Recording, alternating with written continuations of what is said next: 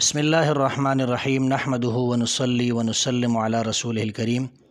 محترم سامعین اور ناظرین، علی کردستانی کے نام سے ایک شیخ جو ہے وہ بہت مشہور ہوئے ہیں، اور جو غالباً ترکی سے یا سنا گیا ہے کہ پہلے وہ عراق کے اندر تھے، عراق سے سعودیہ گئے، سعودیہ سے جو ہے وہ ترکی، اور ترکی سے اب وہ پاکستان آئے ہیں۔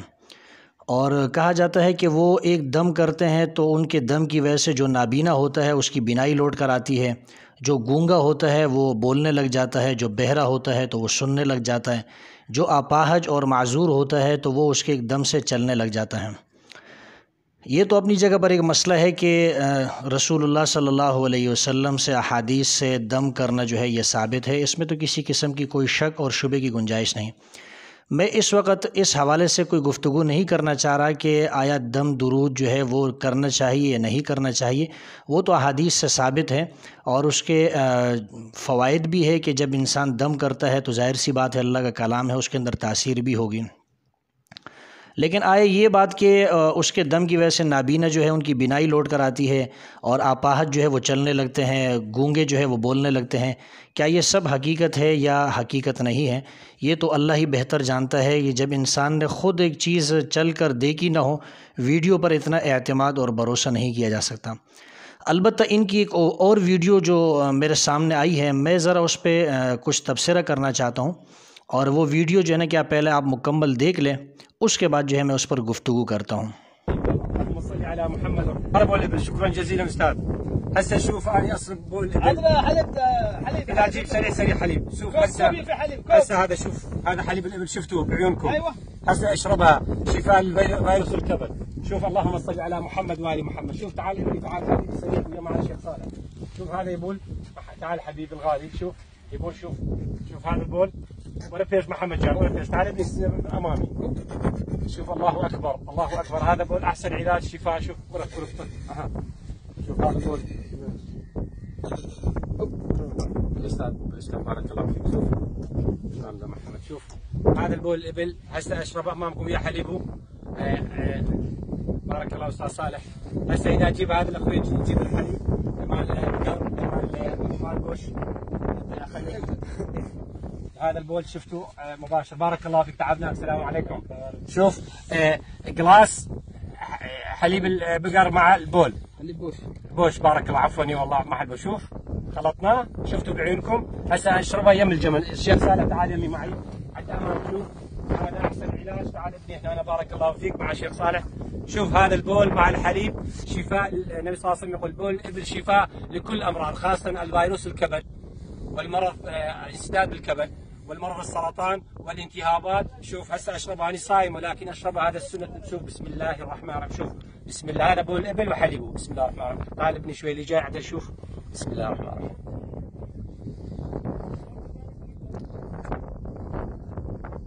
بسم الله الرحمن الرحيم.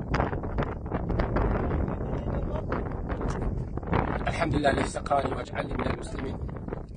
وهذا هو سنة النبي صلى الله عليه وسلم. شربنا بول الابل وحليبه، وهذا مع الجمل الحلوين مع الاستاذ صالح. وصلى الله على سيدنا وعلى حبيبنا محمد. وهذا هو سنة النبي عليه الصلاة والسلام. هذه كل الناس اللي مصاب بالفيروس الكبد والسرطان والالتهابات يشربون الابل وحليبه، وساعة يسمع القرآن بالهيدفون يطيب بإذن الله تعالى. وصلى الله على سيدنا وعلى حبيبنا محمد. والسلام علیکم ورحمۃ اللہ وبرکاتہ۔ ناظرین، یہ ویڈیو آپ نے دیکھ لی کہ یہ شیخ علی کردستانی جو ہے، اس نے اونٹ کا پیشاب لیا، اور اس پیشاب کے اندر اس نے جو ہے وہ دودھ کو ملایا، اور اس کے بعد اس نے جو ہے وہ پیشاب اور دودھ جو مکس تھا وہ اس نے پی لیا، اور اس نے یہ بھی کہا کہ یہ سنت ہے۔ تو اس نے اس کو سنت کیوں کہا؟ کیا یہ واقعتاً سنت ہے؟ کیا حدیث کے اندر اس کا ذکر موجود ہے؟ تو بات سمجھ لیجیے کہ بخاری کے اندر ایک حدیث موجود ہے، اور وہ ایک نہیں کئی مقامات پر موجود ہے، کہ کچھ لوگ تھے قبیلہ عرینہ یا عقل کے لوگ تھے، اور وہ رسول اللہ صلی اللہ علیہ وسلم کے پاس مدینہ منورہ آئے۔ مدینہ منورہ کے اندر انہوں نے اپنے اسلام کا اظہار کیا، اور اس کے بعد اللہ کے رسول سے کہنے لگے کہ مدینہ کی جو آب و ہوا ہے یہ ہمیں موافق نہیں آئی ہے، ہم یعنی بیمار پڑ گئے ہیں، بخار ہو گیا ہے، یا پیٹ جو ہے کہ وہ پھول گئے ہیں، چہرے کے رنگ زرد ہو گئے۔ تو اللہ کے رسول نے فرمایا کہ جاؤ جو اونٹ ہے ان کے پیشاب اور اس کے دودھ جو ہے وہ تم لوگ پی لو۔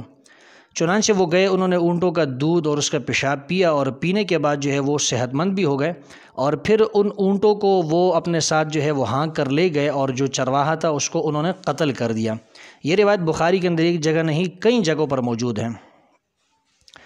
اس کے بعد جب رسول اللہ صلی اللہ علیہ وسلم کو پتہ چلا، آپ نے ان کے تعاقب کے اندر صحابہ کو بھیجا، ان کو گرفتار کیا گیا، وہ اللہ کے رسول کے پاس لائے گئے تو اللہ کے رسول نے گرم سلائی ان کی آنکھوں کے اندر ڈالی اور ان کو سخت ترین قسم کی سزا دی، یہاں تک کہ ان کو قتل کر دیا گیا۔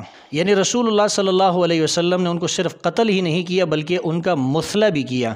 مثلہ اس کو کہتے ہیں کہ کسی انسان کو قتل کیا جائے اور اس کے بعد کسی کافر کو قتل کیا جائے اور اس کے بعد اس کے اعضاء کو کاٹ دیا جائے یا اس کی آنکھوں کے اندر گرم سلائی ڈال دی جائے، اس کو مثلہ کہا جاتا ہے۔ تو اللہ کے رسول نے ان کا مثلہ بھی کیا، اور ان کو اونٹوں کا پیشاب اور دودھ پینے کا اللہ کے رسول نے حکم بھی دیا، انہوں نے اس پہ عمل بھی کیا۔ تو کیا اب یہ اونٹوں کا پیشاب پینا یہ کیا سنت ہے؟ اس حدیث سے اس کا سنت ہونا ثابت ہوتا ہے یا نہیں؟ تو پہلی بات آپ یہ سمجھ لیجئے کہ دیکھیں، حدیث جو بھی ہو آپ نے اس کا احترام کرنا ہے۔ ہر حدیث کا احترام کرنا یہ ہمارے اوپر لازم ہے، لیکن ہر حدیث جو ہے وہ قابل عمل نہیں ہوتی۔